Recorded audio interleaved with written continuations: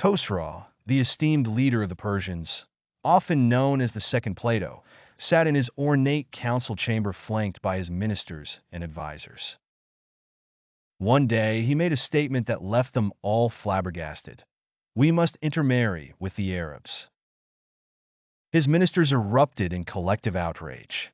How can we Persians intermarry with barefoot, naked camel herders? They exclaimed, looking down their noses at the Arabs.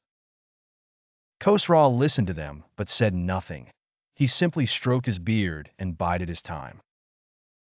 Some days later, during another council meeting, Khosrau produced a box and from it, a necklace unlike anything anyone had ever seen.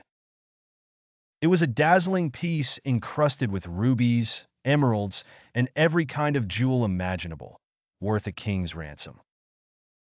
Khosrau held it up, and before anyone could blink, announced, "This necklace is for whoever takes off his clothes as his mother bore him first." The room fell silent. Seconds later, robes, sashes, and turbans flew into the air. It was a sight to behold, a room full of naked ministers and nobles, bickering about who had disrobed first. In the end, Khosrau awarded the necklace to the swiftest among them. Shortly afterwards, Khosrau had an Arab blacksmith brought to his council.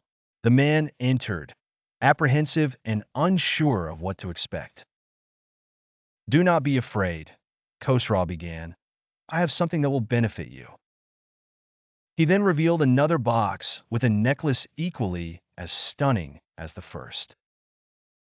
Expecting a repeat performance, the ministers began loosening their garments once more.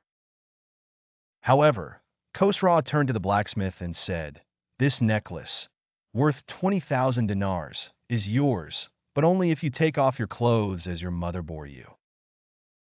The blacksmith stood firm and replied, "By God, if you gave me all of Persia and made me its king on the condition that I take off my turban, I would not do it."